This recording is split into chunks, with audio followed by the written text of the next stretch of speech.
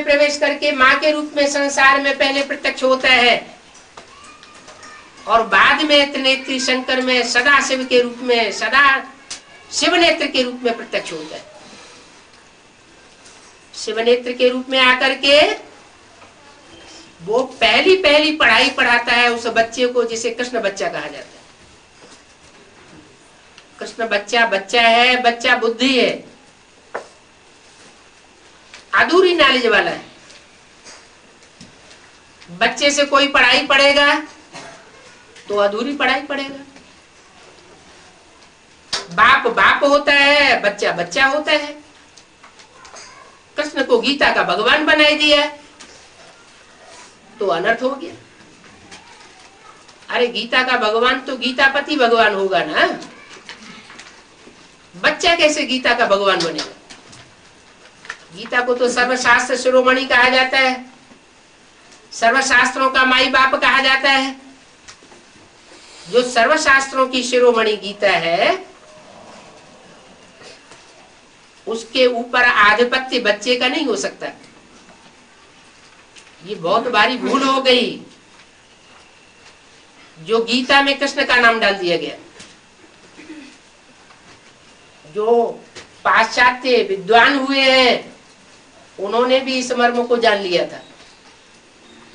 कीरू आदि विद्वानों ने ये बात अपनी थीसिस में साबित की है कि ये गीता निराकार ईश्वरवादी ग्रंथ था और बाद में इसमें कृष्ण के जो फॉलोअर्स हैं उन्होंने इनको साकार रूप में ढालने के लिए कृष्ण का नाम डाल दिया।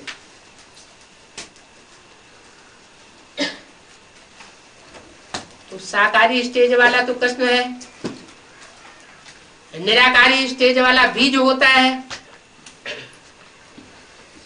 जैसे कि चित्रों में बाबा ने दिखाया कि झाड़ के चित्र में बीज है राम बाप, जो नीचे भी है और ऊपर भी है। जब आत्माएं बीज रूप स्टेज धारण करेंगी विनाश के पीरियड में तो सारी बीज रूप आत्माएं उस बीज रूप बाप के साथ परम धाम वापस जाएंगी। तो झाड़ के चित्र में वो भी दिखाया हुआ है, ऊपर वो बीज बाप है और षष्ठ रूपी रंगमंच पर उस बीज बाप से पहला बच्चा जो पैदा होता है वो कृष्ण बच्चा है, जो 16 कला संपूर्ण बनता है, सर्वगुण संपन्न बनता है। 16 कलाओं से संपन्न 1 सेकंड में बनता है। इसकी पढ़ाई पूरी होने की बात है। जैसे कि पूरी जब घी में डाली जाती है तो जब तक कच्ची है तब तक नीचे रहती है, पक जाती है उसका निश्चित टाइम है। उस टाइम में वो अग्नि को प्राप्त करती है और अग्नि की तपत से ऊपर आ जाती है। ऐसे ही आत्मा को संपन्न बनने में निश्चित टाइम लगता है। तीव्र पुरुषार्थ की तपत चाहिए। वो तीव्र पुरुषार्थ है अव्यभिचारी याद और एक की याद, और एक में भी जो सर्वोपरि पाठधारी है, ऊंचते ऊंचे हीरो पाठधारी है, उस एक की याद।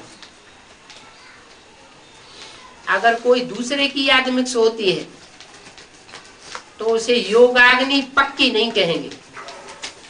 जैसे सोना होता है, तीव्र आग में डाला जाता है तो वो पिघल जाता है। ऐसे ही ये विकारों की खाद जो आत्मा में पड़ी हुई है,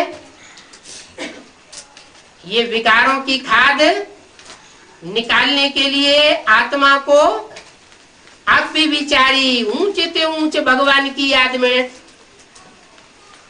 रमण कराना पड़े। ये प्रैक्टिस जब तक हमारी पक्की नहीं होगी तब तक आत्मा में से वो अनेक जन्मों की खाद कहो, पाप कर्म कहो, वो भस्म नहीं होगी।